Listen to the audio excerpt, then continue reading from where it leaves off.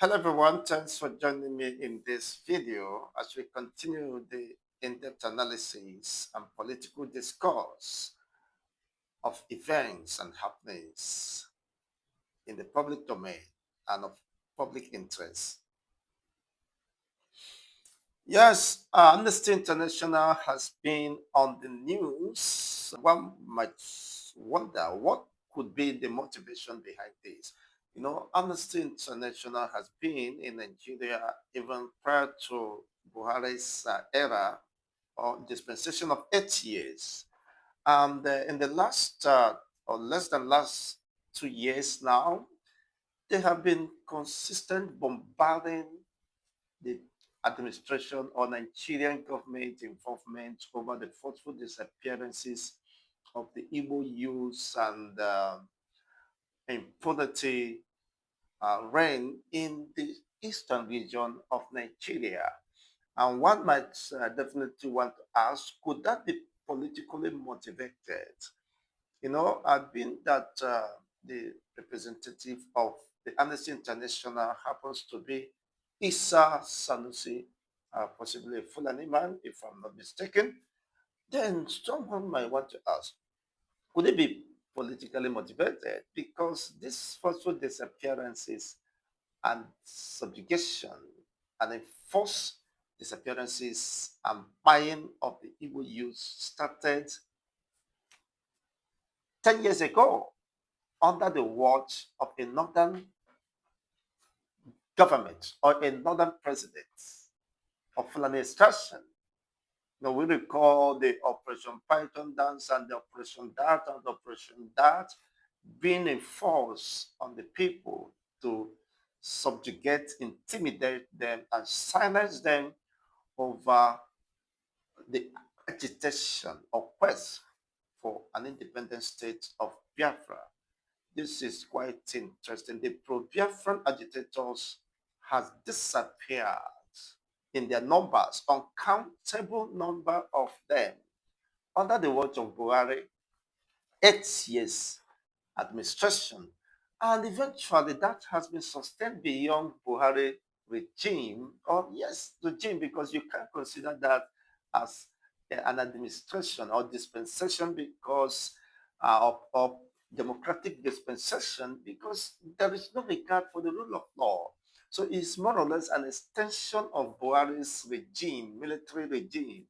Is the difference is just that it's not wearing, of course, a military camouflage and the rest of them. He just put in a border and casual or traditional wears. So people may be tempted to say, what is the motivations behind that? But that having been said, we cannot dismiss the reality, the true facts. Of course, these revelations or these investigations has brought before the public domain. There have been counter arguments front and back. Who is responsible for the killings, the forceful disappearances in the eastern region of this country? Honestly, it is quite very disturbing.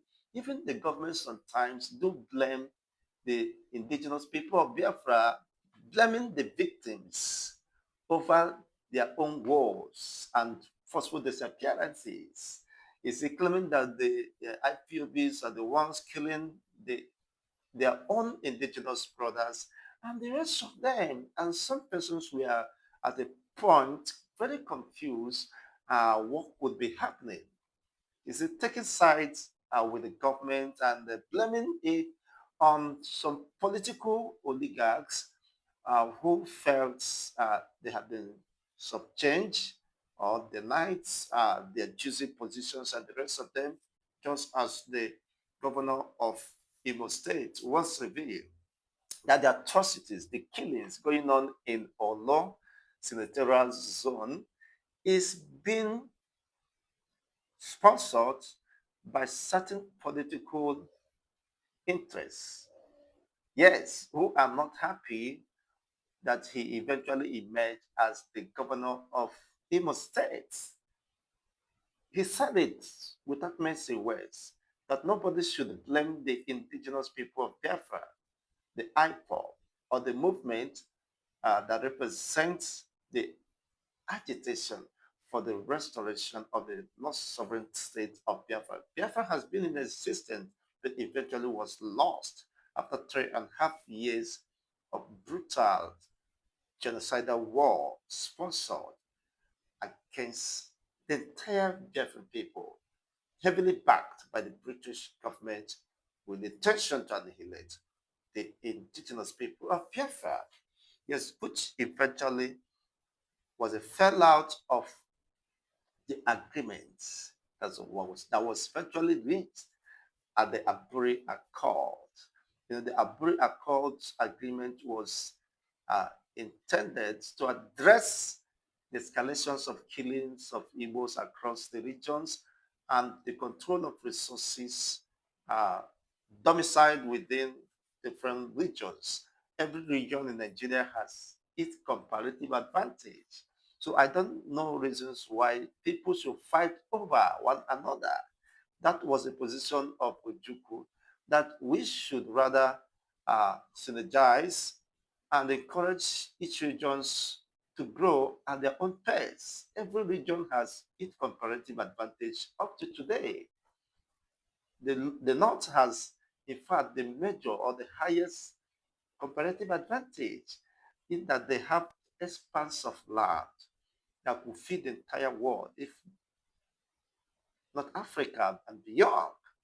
That is true. They have arable land, they have cash crops, they have granite pyramid, cocoa, cotton. You can imagine cities. They rice, they grow beans, they grow carrots, all these cash crop vegetations and the rest of them that would earn them hundreds of billions of dollars in returns annually. Honestly, then why are you killing yourself? Yeah, the oil in the East has made them so docile, imbecile, irresponsible, and not having to think with their God given brains.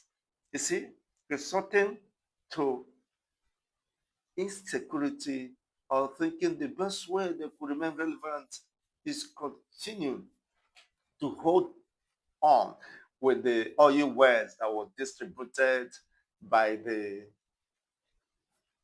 presidents and the rest of them. The emirs are in control of that, and they feel that is easygoing, uh, free money that could have been disbursed or distributed, and as such, that will be sustained if it means sustaining or causing chaos, unrest in the eastern region. So to destabilize the people, confuse them why the oil exploration and everything is still ongoing. So whatever attempt to make them lose those undue advantage over the region, of course, they will do all they could to counter it. Now, in a bid, of course, to maintain what they believe is part of their proceeds from the conquered territory, and more pronounced under the watch of Tinubu Buhari himself, the late Buhari now, that have been confirmed late officially. You see, that is just the case. Now, we should not forget that this forceful disappearances was more pronounced under the leadership of Buhari, and that could not be denied. But sadly, it's been sustained. Hmm? It's been sustained to such an extent we will begin to marvel, even while a southern president assumes office. 2 years ago, the number of casualties, people that have been killed, the pro-Biafrans, agitators, and sometimes innocent individuals who even has nothing to do with the pro-Biafra movements are falling victims of this wickedness, of this vices and atrocity, because it's quite very unfortunate that in the course of raiding, investing communities and the rest of them, you see innocent people becoming victim of this cruelty. You see the government instruments of the states in backing on gross violations and abuse of people's fundamental rights. He said people not being given fair trial just based on men's suspicion.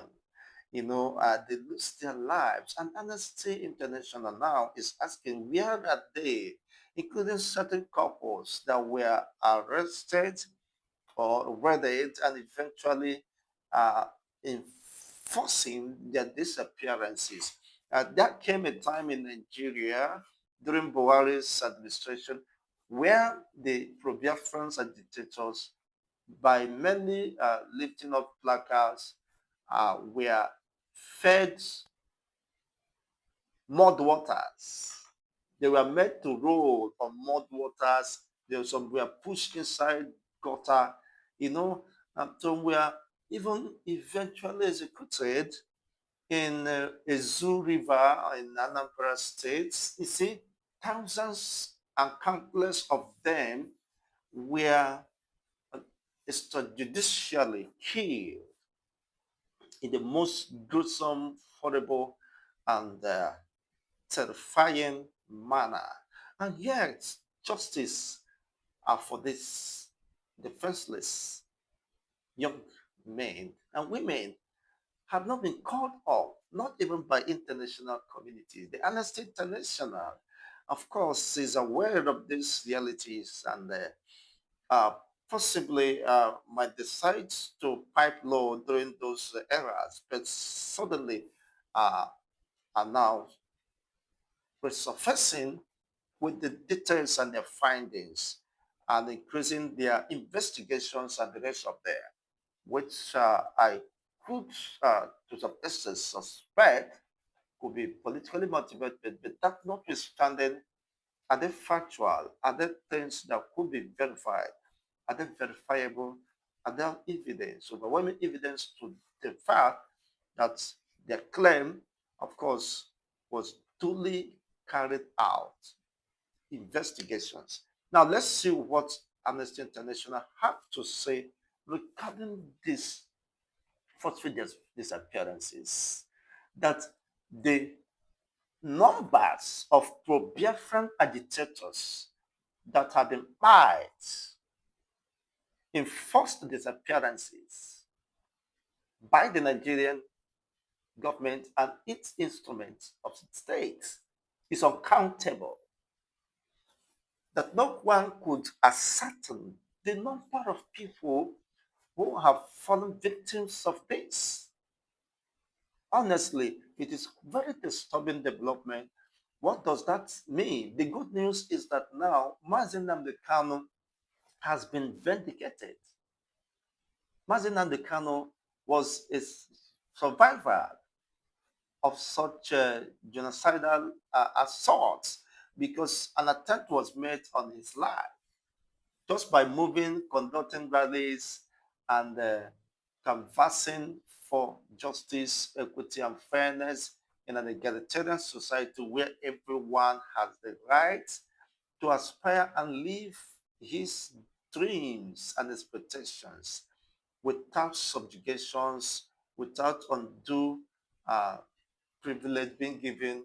Let equal opportunity be given to everyone. If you believe we are the same country, you can't be operating in a country where there is uh, different laws for different people. It is not possible. This was just the position of Mazin Nnamdi Kanu. He was just calling for equitable distribution and consideration of everyone being part of Nigeria and delivering dividends of democracy, good governance. He has called on this, but that it fell on deaf ears because of the vested interests of these political oligarchs. They wouldn't want anything that would dislodge or displace them from their uh, point of advantage over others, undue advantage over others. So they wouldn't heed to that for the common good of all. Now, Mazin Nnamdi Kanu have decided, no, the continued subjugation of my people, intimidations, deprivations, systematically sponsored by the instruments of the state, which is glaring the reason why uh, they eventually plunged into war. A war was declared on Biafrans. Immediately, Ojukwu saw that Nigeria is no longer sustainable and the life of the Biafrans will no longer be guaranteed under the configuration or arrangement known as Nigeria, and sought for an alternative, which eventually failed. Their prayer call, they said, well, we've exhausted every possibility of living together. And as such, we cannot continue to watch our own people being killed, mercilessly being used as sacrifice to keep Nigeria one across the regions, the envy, the maligning to the point that officers, military officers, in their 200 plus were killed as a result of jealousy and false narratives or impressions, propaganda being sponsored there that have not ended, as someone have argued that civil war indeed has not ended. Otherwise, we would have seen reconciliation, reconstruction, and reintegration of the Eastern region, which was promised by Gowon regime again. It is very disturbing how people could no longer keep their words and they claim to be Christian today. They have repented. Repenting from where? From the pit of hell without restitution. It is very unfortunate. This is a kind of the politics being played in Nigeria. And they claim we are brothers. In brotherhood we stand. What is the place of brotherhood when people are being deliberately subjugated? Now, this is what Amnesty International says. No one knows exactly the number of people killed in the Southeast since August 2015. No one can ascertain, no one can give a concrete number of people that have been killed because it's pretty impossible. It's pretty difficult since August 2015 when eventually Buhari assumes office. It is very disturbing development. Many people have been declared missing or forcefully disappeared. You got that? Many people means uncountable number of them, possibly running in millions, going by this description. Many people reading, you can be intercepted, interrupted, accosted, and nobody knows where eventually it's been dumped. We've seen, of course, remains or carcasses and scores being discovered, dumped in several places, and people begin to ask, who, what are the identities of these individuals? Is there anywhere they have been profiled? And sometimes the IPOB and uh, are being accused. We've seen cases where senators, some governors have been accused, just even as Purpose Odema said, most of the insecurity crises rocking the regions, photo disappearances, killings are rival groups, political elites sponsoring them, having their own militia groups, and the rest of them buying arms to some disgruntled elements to embark on that start acts, and yet paying them. Most of them have been alleged to be in the payroll of the government, and yet they attribute whatever atrocity carried out to IPOB, the indigenous people of Biafra, in the name of giving a dog a bad name just to kill it. But there is nothing under the earth that is hidden. It's just a matter of time. We'll begin to see the revelations, the findings, which Amnesty International today has published that is before the public domain.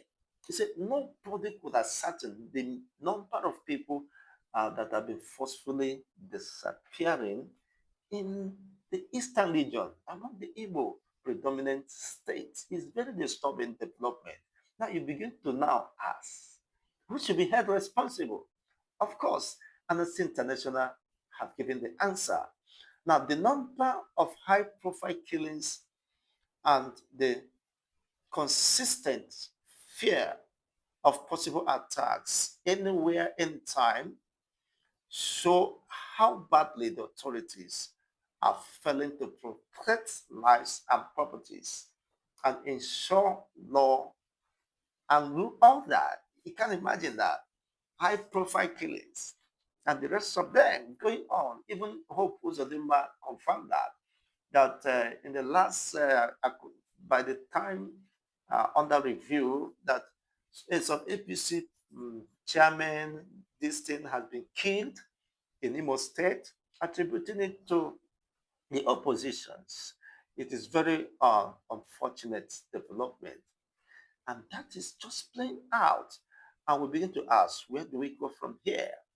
Now, the Nigerian authorities brutal clampdown on the pro-Biafran protesters from August 2015 plunged the southeast region into an endless cycle of bloodshed, which has created a climate of fear and left many communities vulnerable.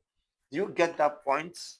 The point they are pressing now, that as a result of Nigerian government clamping down on pro-Biafran agitators with the use of coercion, that that have created a cycle of bloodshed, clamp them down, they dot in a cycle, they will be flushed out, they will be erased, using will teach them the lesson, they will never forget, they understand more. I mean, you can imagine this was coming from the president. And you know what that means.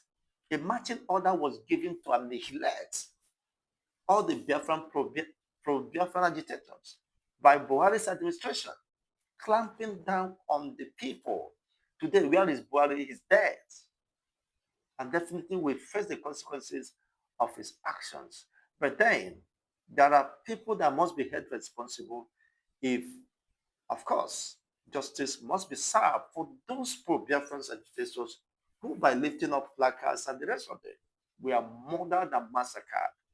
The reason that forced most of them today to take up arms, that they must defend themselves. They can't continue to watch themselves being killed, annihilated in the most dehumanizing manners without any recourse. It is quite unfortunate. Is the right to agitation not part of the fundamental human rights? International communities, conventions, of course, backs up the inalienable rights to self-determination. That is the right of the people.